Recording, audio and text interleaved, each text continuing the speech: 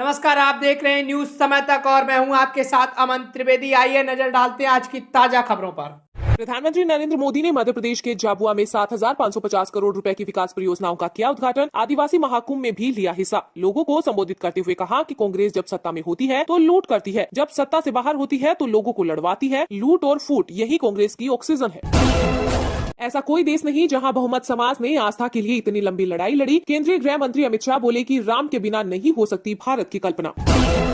दिल्ली कूच पर अड़े किसान, पंजाब हरियाणा बॉर्डर सील, सिंधु टीकरी पर बैरिकेडिंग, कीले ठोकी, कंक्रीट बिछाया। 7 जिले में इंटरनेट बंद, 64 कंपनियां तैनात। आचार्य प्रमोद कृष्णम 6 साल के लिए कांग्रेस से निष्कासित। पार्टी के खिलाफ बयानबाजी को लेकर हुई कार्रवाई। 2 फरवरी को पीएम मोदी से भी की थी मुलाकात।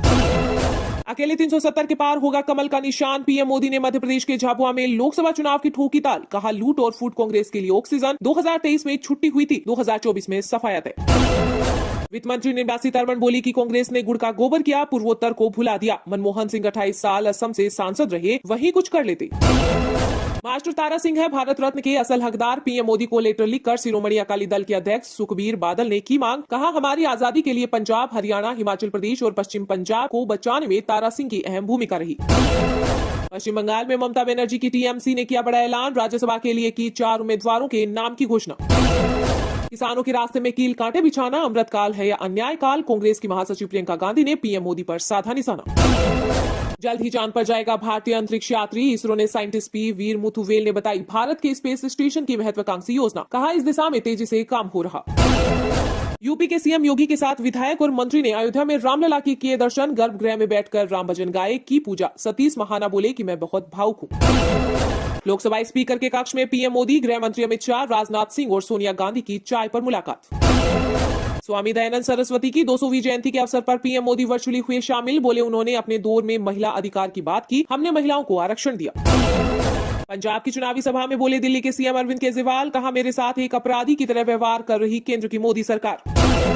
भाजपा लोकसभा चुनाव में 400 सीटें जीती तो इंडिया अलायंस उसके जिम्मेदार। जम्मू कश्मीर के पूर्व सीएम गुलाम नबी आजाद बोले मैं न तो बीजेपी के नजदीक हूं और न ही कांग्रेस की।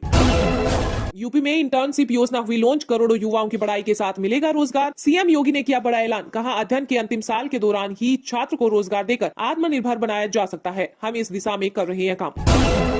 कांग्रेस से निकाले जाने पर आचार्य प्रमोद कृष्णम बोले कि क्या कांग्रेस में रहने के लिए चमचागिरी जरूरी है। राहुल गांधी को टैग करके लिखा कि राम और राष्ट्र पर कोई समझौता नहीं किया जा सकता, संबल से लड़ सकते हैं चुनाव। सीएम भगवंत मान और केजरीवाल ने पंजाब के तरन तारण का किया दौरा। 1080 करोड़ की लागत वाले थर्मल प्लांट का किया उद्घाटन।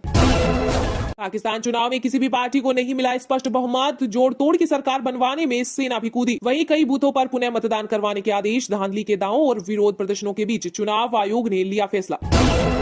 राजस्थान की भजनलाल सरकार का कड़क एक्शन। पब्लिक ने शिकायत की और आयुक्त को कर डाला एपीओ। माउंट आबू में भ्रष्टाचार की शिकायत मिलने के बाद वहां के आयुक्त को तत्काल प्रभाव से हटाकर एपीओ कर दिया गया। महाराष्ट्र में डिप्टी सीएम अजीत पवार की पत्नी के पोस्ट पर फेंकी गई काली शाही। बारामती में लोकसभा कैंडिडेट बनाने की तैयारी। पंजाब में अकाली दल और बीजेपी में कुछ तय नहीं। गृह मंत्री अमित शाह ने अटकलों को किया साफ। कहा बातचीत अभी चल रही है। आपके माता पिता मुझे वोट ना दें तो आप खाना मत खाना। महाराष्ट्र के शिवसेना विधायक संतोष बागर ने स्कूली बच्चे से की अपील। एनसीपी ने कार्रवाई करने की मांग। झारखंड के पूर्व सीएम हेमंत सोरेन की गिरफ्तारी के बाद फूक फूक कर कदम रख रही चंपई सरकार। अवैध भूमि पर चल रहे 2 फैक्ट्री की जामाबंदी की रद्द। जम्मू कश्मीर में सितंबर 2024 से पहले होंगे विधानसभा चुनाव। बीजेपी के राष्ट्रीय महासचिव और जम्मू कश्मीर प्रभारी तरुण चुग ने किया दावा। कहा भाजपा किसी भी समय विधानसभा चुनाव के लिए तैयार है। अयोध्या के राम मंदिर में स्थापित की गई रामलला की आंखें सोने चांदी के हथौड़े छेनी से तराशी गई। कर्नाटक के मूर्तिकार योगी राज ने शेयर की तस्वीर। लिखा इन्हीं की मदद से दिव्य आंखों को उकेरा। भाजपा को कांग्रेस से 7 गुना ज्यादा फंडिंग। इलेक्टोरल बॉन्ड के जरिए 2023 में मिले 1300 करोड़ रुपए। कांग्रेस को मिले 171 करोड़। दिल्ली में छाया कोहरा। श्रीनगर में पारा -2 डिग्री सेल्सियस। एमपी यूपी सहित 8 राज्यों में बारिश की संभावना। पंजाब राजस्थान में शीतलहर। महाराष्ट्र के पुणे में योगी बोले कि अयोध्या आपको बुला रही। सीएम ने कहा कि छत्रपति शिवाजी ने औरंगजेब को ऐसे तड़पाया कि कोई पूछ नहीं रहा।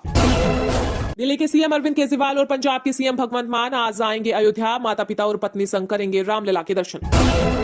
उत्तराखंड के हल्द्वानी हिंसा का मास्टरमाइंड अब्दुल मलिक अरेस्ट। बनबूलपुरा इलाका अभी भी सील। इंटरनेट सेवाएं की गई बहाल। चौथे दिन दूध और दवाइयों की गई सप्लाई।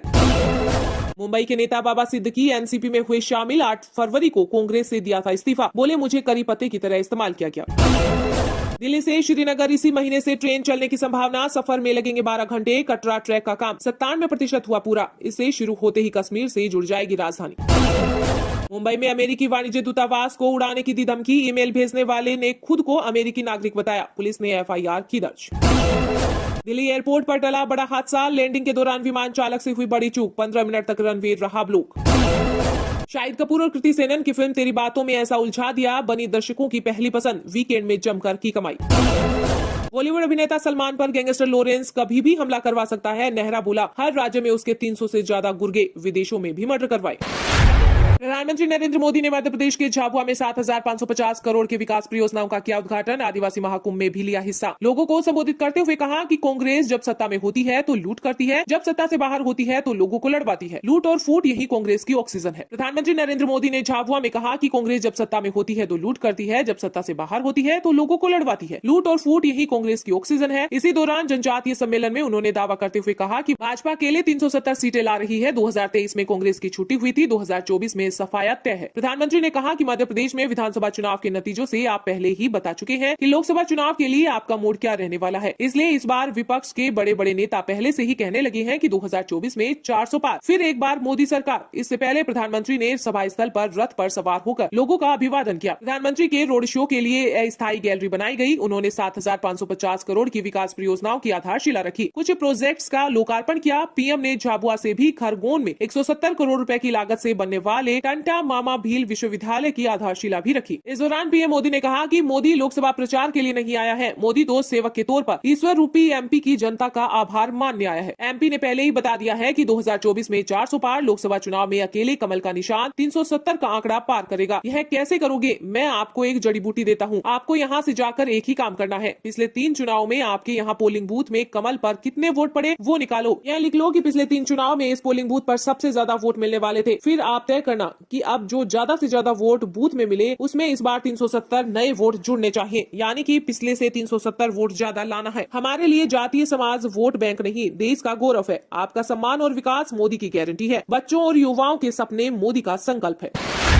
दिल्ली कूच पर अड़े किसान। Punjab Haryana border seal. सिंधु टीकरी पर बैरिकेडिंग, कीले ठोकी, कंक्रीट बिछाया। 7 जिले में इंटरनेट बंद, 64 कंपनियां तैनात। अपनी फसलों के लिए MSP और कर्ज माफी समेत कई अन्य मांगों को लेकर दिल्ली में किसानों ने एक बार फिर से आंदोलन का रुख अपनाने पर सरकार सतर्क हो गई है। किसान संगठनों ने 13 फरवरी को दिल्ली चलो मार्च अभियान के तहत किसानों से राष्ट्रीय राजधानी में जुटने का आह्वान किया है। इसमें यूपी, पंजाब, हरियाणा और दिल्ली समेत कई राज्यों के किसान संगठन शामिल है। वहीं किसानों के दिल्ली चलो मार्च को देखते हुए राजधानी में गाजीपुर बॉर्डर पर बैरिकेडिंग कर दी गई है। हरियाणा के पंचकुला में धारा 144 लागू कर दी गई है। पंचकुला DCP सुमेर सिंह ने बताया कि पैदल या ट्रैक्टर ट्रॉली में अन्य वाहनों के साथ जुलूस, प्रदर्शन, मार्च पोस्ट करने और किसी भी तरह की लाठी, रोड या हथियार ले जाने पर प्रतिबंध लगाया गया है। केंद्र सरकार ने पैरामिलिट्री की 64 कंपनियों को हरियाणा भेज दिया है, जिसमें BSF और CRPF के जवान भी शामिल है। इसके अलावा पंजाब और हरियाणा के बीच बने शंभू बॉर्डर को सीमेंट की बैरिकेडिंग और कंटीली तारे लगाकर बंद कर दिया गया है। हरियाणा पुलिस ने बड़े बड़े पत्थरों और बैरिकेडिंग से सील कर दिया है। घग्गर नदी के ऊपर बने ब्रिज पर भी आवाजाही ब्लॉक कर दिया गया है। वहीं किसानों ने कहा है कि फिलहाल वे अपने अपील पर कायम हैं। हरियाणा के अंबाला, कुरुक्षेत्र, कैथल, जिंद, हिसार, फतेहाबाद और सिरसा जिले में वॉइस कॉल को छोड़कर मोबाइल नेटवर्क पर इंटरनेट सेवाएं, बल्क SMS और सभी डोंगल सेवाएं आदि निलंबित कर दी गई हैं। यह आदेश 13 फरवरी की रात 11:59 तक लागू रहेगा। उधर केंद्र सरकार ने किसानों की यूनियन को पत्र भेजकर बातचीत के लिए आमंत्रित किया है। सरकार के 3 वरिष्ठ मंत्री किसान नेताओं से उनकी मांगों को लेकर बातचीत कर रहे हैं।